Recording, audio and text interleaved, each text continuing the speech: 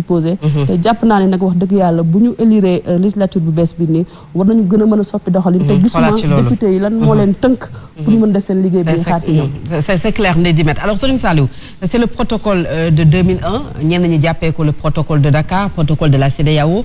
bi wax ne à 6 mois des élections on ne touche pas ci li nga xamante ne moo ñeel code électoral bi mais également sànq maa ngi koy wax dafa war a am consensus est-ce que tey opposition bi jàpp ne dañuy def le saucissonnage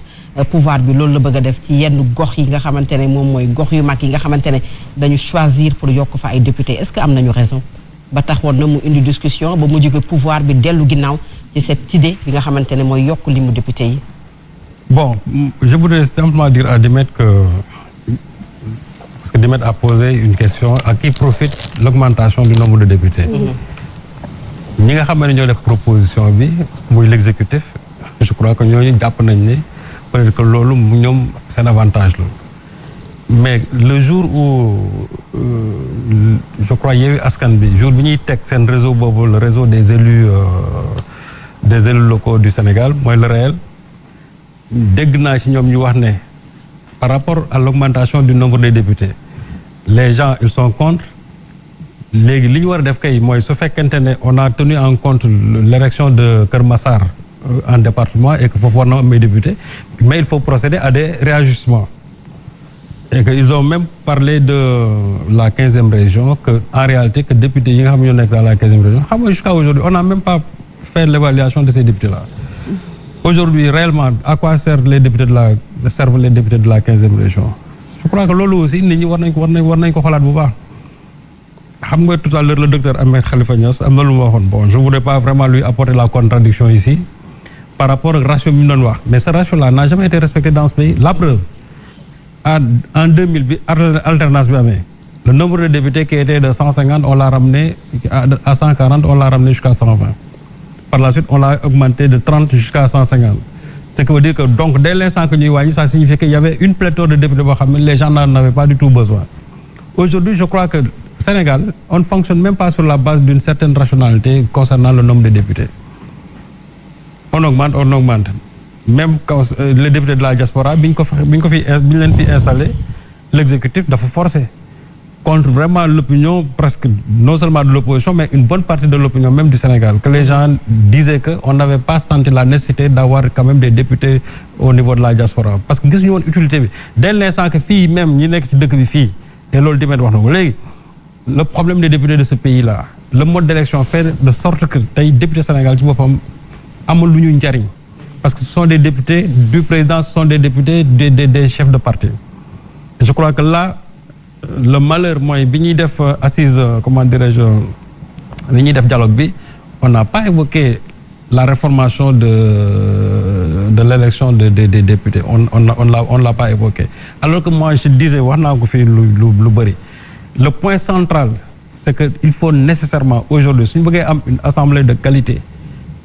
c'est pas par rapport au nombre de députés mais c'est par rapport surtout au mode d'élection des députés parce que un député boo xam ne da nga dem sur une liste nationale tu as toujours une redevabilité par rapport au soit à ton chef de parti ou bien par rapport au président de la bi nga xam ne moo la teg dans une position qui t'a permis aujourd'hui d'être député te loolu ba léegi j'ai l'impression que député yi aussi dañ ko ragal parce que suuf loolu mooy mën a indi clarté réellement sur la représentativité des députés parce que quand on dit je suis un représentant du peuple alors que yow tu es parti sur une liste nationale tu ne représentes absolument personne moo tax souvent bu ñu wax ne sax man député Macky Sall la wala député tel pas chef de parti la mën nañ leen a gëm ci loolu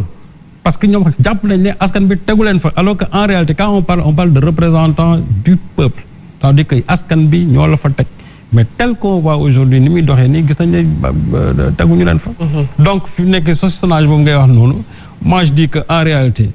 on n'a pas besoin d'un nombre de députés supplémentaires su fekkente ne Kër Massar il y a des députés yoo xamante ni dañ leen fourni parce que ça ne fonctionne pas sur la base d'un ratio donc il faut procéder à des réajustements tout simplement c'est ça parce que Sénégal aussi noonu lay fonctionner parce que quand on diminue le nombre de députés de 20 ba pare yokkaat ko de 30 ça signifie que ça on ne fonctionne pas sur la base d'une certaine rationalité mais on fonctionne simplement sur la base de calculs politiciens loolu moo fi am malheureusement c'est clair alors Amadou souvent dañuy wax le gerrymandering xam nga fi may waxee ce sonnage électoral bi nga xam ne ñu bari dañu jàpp ne moom la pour peut-être reprendre li amoon ay jamono fa nga xamante ne moom mooy Québec mais ñu bari jàpp nañu ne c'est vrai que le pouvoir a lâché du lest mais mën na ñëwaat yeggaat ba ci peut-être li nga xamante ne mooy député yi nekk Dakar mu wàññi ko parce que nekkul ci faveur am présentement Mbacké entre autres localités yoo xamante ne ñoom moomewuñu ko. waaw mais xam nga on ne peut pas vouloir une chose et son contraire opposition bi ñu yëkkatee augmentation nombre de députés relativement à la création donc du nouveau département de Keur Massar dañu taxaw carrément et publiquement au sein de Yewwi précisément ne ñoom ànduñu ci tey ànduñu ci ëllëg. D'ailleurs li ñu gën a préciser ñoom c'est l'aspect financier dañu ne nanguwuñu ñuy dolli ay députés yoo xam ne dafay grever encore le budget du Sénégal ñuy jël xaalisu Sénégal di leen ko jox am nañu sax ci ñoom ñoo xam ne nee nañu ki nga xam ne mooy président Assemblée nationale am na ay fonds politiques nañ jël ci fonds politique yooyu wàññi ko fayee ko 7 députés yu bees yooyu mais bon bref ça résume leur position ñoom bi ñu amoon ci li nga xam ne moom mooy yokkum député bi te mu tombe bañ ko yóbbuwee Assemblée nationale xam nga loo gis waxtaan moo koy lal parce que ni ko CEDEAO waxee bu desee 6 mois à 6 mois des élections munoo changer les règles du jeu à moins que mu am consensus comme nag waxtaan bi wax naa la position waaye Yewwi notamment la principale force de l'opposition seen position mooy ñoom ànduñu ci donc waxtaan ba ñu sumboon ak ñi nga xam ne ñoo ŋànk nguur gi ak majorité bi gis nañ ne antuwul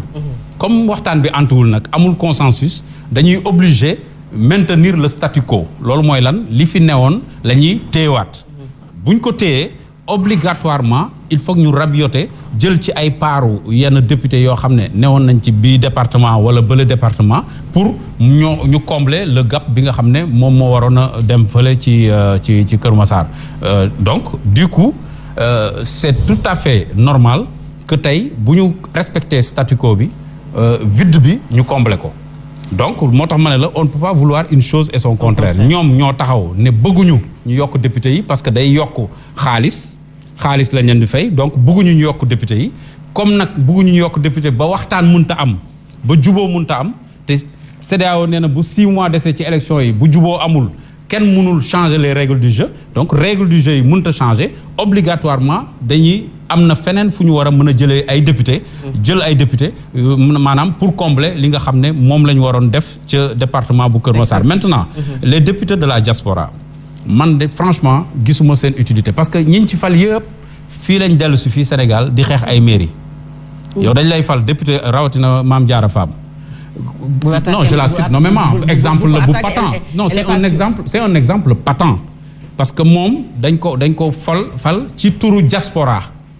mu war a représenter waa diaspora défendre intérêt waa diaspora donc buñ ko waree dégg à l'Assemblée nationale dañ ko waroon dégg plus ci préoccupation waa diaspora